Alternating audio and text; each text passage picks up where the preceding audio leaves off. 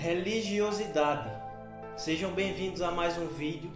Como vocês podem perceber, hoje trouxe a vocês um vídeo diferente, onde tenho a participação do meu amigo e irmão Pedro.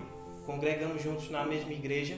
Ele tem sido uma bênção na vida do povo de Deus. E hoje faremos um jogo rápido de perguntas e respostas. Meu irmão Pedro, muito obrigado pela sua participação. Que Deus te abençoe. Se apresente um pouco para nós. Tamo junto, cara. É um prazer imenso estar participando dessa transmissão com o nosso querido irmão Áquila. Ele tem sido uma bênção com esse canal e o que a gente puder, fazer aqui, o conhecimento que a gente tiver, a gente vai dialogar e vai trazer para edificar o reino de Deus, em nome de Jesus. Amém. Irmãos, não saiam daí até o término deste vídeo. Vai edificar muito a sua vida. Fique conosco.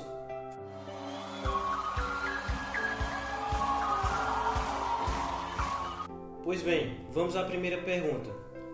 Pedro, para você, o que é religiosidade? Cara,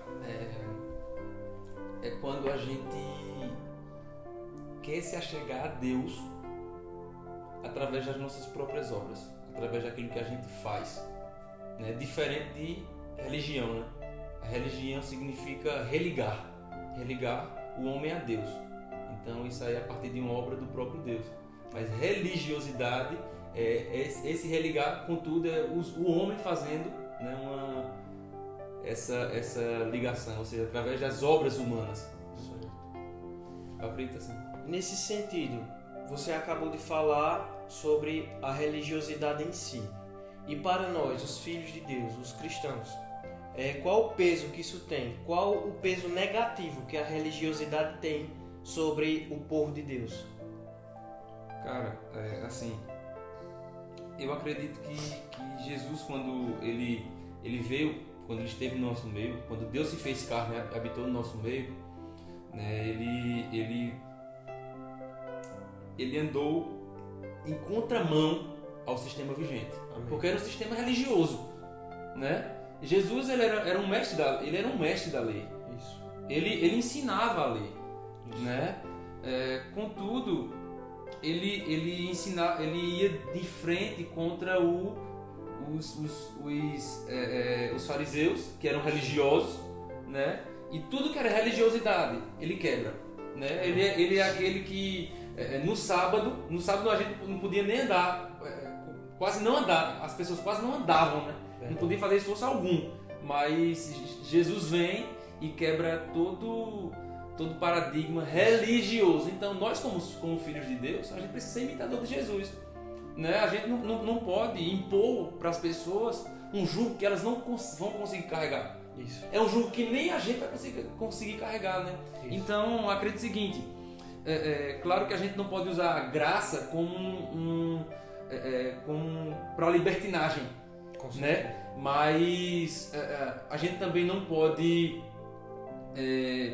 colocar empecilho na fé de ninguém. Para você ser aceito, você precisa usar essa roupa. Para você ser aceito, agora você precisa fazer isso. Agora para você... Não é assim. Não é assim que a gente se relaciona com Deus. Amém. Então a gente, para se achegar a Deus, a gente se achega por meio da fé.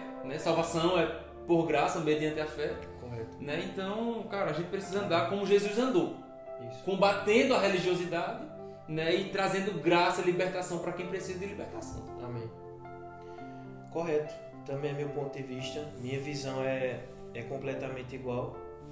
Em relação a esse ponto negativo que você falou sobre a religiosidade, esse grande ponto de interrogação, que muita gente se diz ser religioso, mas não sabe nem o que está dizendo, porque a religiosidade, você sabe muito bem que ela matou Jesus. Quanto a esse ponto negativo, ok.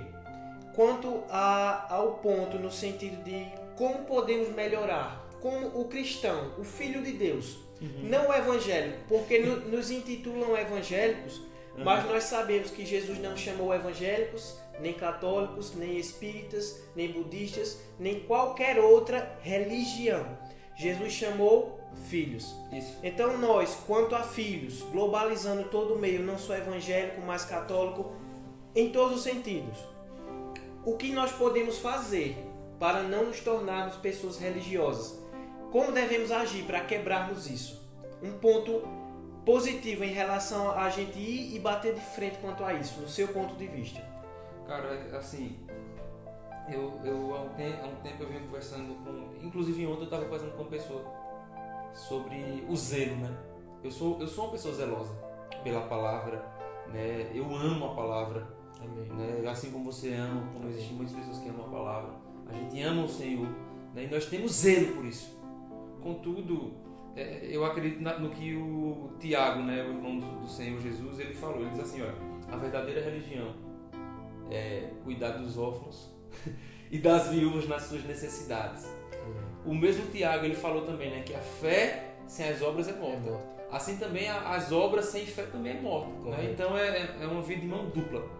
Isso. Assim, a gente recebe a graça, mas também a gente precisa retribuir. Uma relação recíproca. Sim. Né? Então é o seguinte, muitas vezes o zelo vai fazer com que a gente tome algumas medidas que não faz muito sentido, né? Assim, os fariseus eram pessoas zelosas pela lei. Contudo, o zelo deles, né, dos fariseus, dos religiosos, era um zelo hipócrita, onde ele dizia assim, olha, não adultera, mas adulterava. Né? Onde ele dizia assim, olha, tem que dizer-me ofertar, mas fazia de uma forma para que as pessoas vissem, né? Ou seja, aquilo que era um princípio bíblico, eles cumpriam o princípio, eram zelosos, contudo, eram políticos, demais, negociavam os princípios, né? Para se manter no seu pedestral, no padrão, né? no padrão. Então o que acontece? O problema todo da religiosidade e a forma que a gente consegue quebrar isso é o seguinte, é abrir mão do nosso orgulho, porque para que a gente, a Bíblia diz, né, humilhem-se, né, o apóstolo Pedro, humilhem-se diante da potente mão do Senhor, né, e no tempo oportuno ele vos exaltará. Amém. Ou seja, existe uma posição de humilhação. Amém. Sem humilhação não tem como a gente quebrar barreiras. Vamos lá, você tem um zelo por algo, você é zeloso por algo, mas muitas vezes o seu orgulho, não vai permitir que você dialogue com as pessoas. Isso. O seu orgulho vai impedir que você reconheça que é religioso.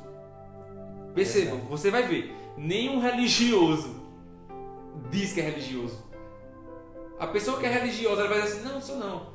Inclusive, se algum religioso escutar esse vídeo, ele não vai concordar e vai dizer assim, esses meninos não sabem de nada. Verdade. Né?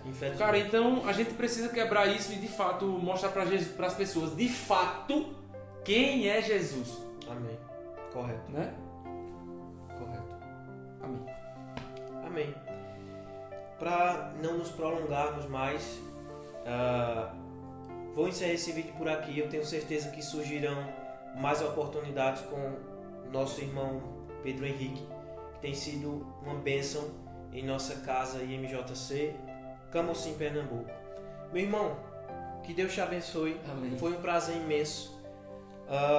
O propósito de vídeos curtos é realmente para sermos objetivos, para que não fique também algo cansativo. Amém. E como eu falei, surgirão outras oportunidades. Digamos um quadro que eu trago ao meu canal entre perguntas e respostas a algumas pessoas do meu convívio, as pessoas que eu sei que estão com o caráter de Deus, porque isso é muito importante. Meu irmão, Deus te abençoe mais uma vez. Foi um grande prazer. Que Deus abençoe a sua vida que assiste. Até a próxima, se Ele nos permitir, e um grande abraço.